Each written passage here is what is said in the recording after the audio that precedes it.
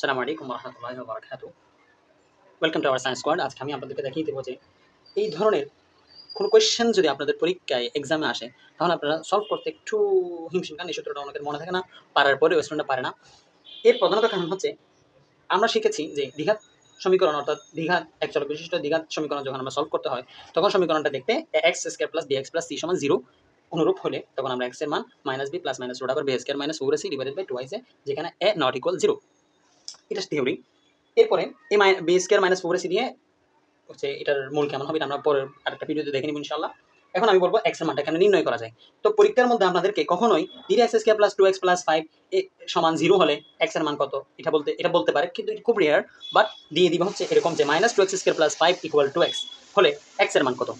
So এখানে আপনাদেরকে কিন্তু এই সমীকরণটা এই সমীকরণের অনুরূপ করে দেয়নি। তাহলে তখন আমাদের করণীয় কি হবে? তখন আমাদেরকে এই সমীকরণটা এই প্রদত্ত সমীকরণকে এই সমীকরণের অনুরূপ বানাতে হবে। বানাতে হলে আমাদের কি করতে হবে? সমস্ত x চলক আমাকে এদিকে নিয়ে আসতে হবে এবং ধ্রুবপদকেও আমাকে সমানের বাম পাশে নিয়ে আসতে হবে এবং সমানের ডান পাশে কেবল শূন্যের অস্তিত্ব আমরা রাখবো। ওকে, সো লেটস সি আমরা এখানে উত্তরটা দিব। উত্তর কি হচ্ছে দেখেন। সো আমাকে -2x square plus 5 equal to x প্রদত্ত আছে। সো আমি কি করলাম?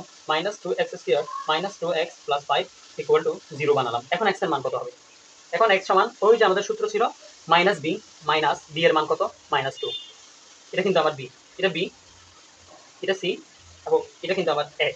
x স্কয়ার এর সহগ হচ্ছে a আর x এর সহগ হচ্ছে b আর ধ্রুবপদ হচ্ছে c।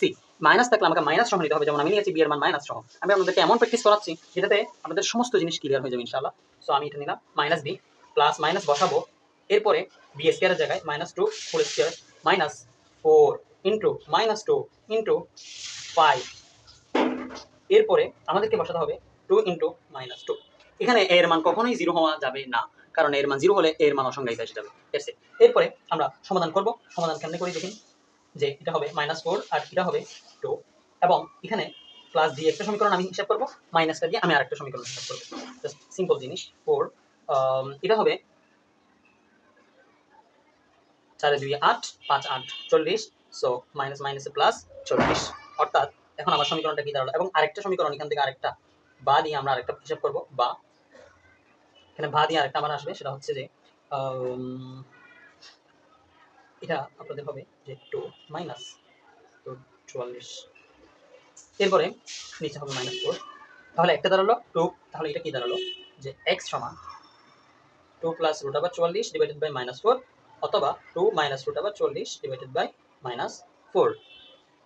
এটা দেখিয়ে দিলাম আমি হাতে কলমে আমরা কেমনে সলভ করবো। এবার চলে আসুন, লেট মি নো যে আপনাদেরকে লেট মি শো কেমনে আমি ক্যালকুলেটর সলভ করবো। ভাইয়া আমরা মোড স্টেপে চলে যাবো। মোড স্টেপে যাওয়ার পর যদি 99 1 প্লাস হয়ে থাকে তখন আমরা 5 ইকুয়েশনে যাবো। ইকুয়েশনে যাওয়ার পর x square plus bx plus c সমান 0 দেখেন তো 3 নাম্বার আছে কিনা। তো দেন প্রেস 3 নাও। তারপর হচ্ছে আমরা a এর জায়গা কাকে দিব বলেছিলাম, x স্কয়ার এর সহগকে আমরা দিব। x স্কয়ার এর সহগ এখানে প্রদত্ত ছিল -2 এবং b এর জায়গায় দিব x এর সহগ। x এর সহগ যদি আমরা বাম পক্ষে নিয়ে আসি তখন আমরা কিন্তু -2 পেয়ে যাচ্ছি, তাহলে -2 আসবে। আর c এর মান আমরা কত পেয়েছিলাম? 5 পেয়েছিলাম। তাহলে দ্যাটস ওয়াই আমার সমীকরণ কি দিয়েছে? -1 plus root over 11 divided by 2। আর এখানে কত দিচ্ছে? এখানে হচ্ছে আমার দিবে এটা একটা। এরপর আরেকটা হচ্ছে -1 minus root over 11 divided by 2। আপনারা বলতে যাচ্ছেন আমি একটা দিছি, এখানে মান আরেকটা আসতেছে, কারণ হচ্ছে এগুলো যখন আপনি এটা দিবেন তখন আমাদের সেম মানটাই আসবে। বুঝা গেছে? -2.158 আমি আপনাদেরকে দেখাচ্ছি। এখানে কোনো একটা মান -2.158 অবশ্যই হবে। যেমন হচ্ছে আমি যদি দেখাই যে 2 plus root over 44 divided by -4। দেখেছেন সেম জিনিস আসছে কিনা? সেম জিনিস ভাই, সেম জিনিস, ঘাবড়ানোর কোনো বিষয় নেই। Thank you very much. Okay, আসসালামু আলাইকুম ওয়া রাহমাতুল্লাহ। আজকে এই পর্যন্তই থাকলো। আপনাদের সবাইকে অনেক অনেক ধন্যবাদ। পড়াশোনা করার জন্য বিশেষ অনুরোধ রইল। হাসানুল হক মিলন স্যারের কথাই বলবো, পড়তে হবে। আসসালামু আলাইকুম।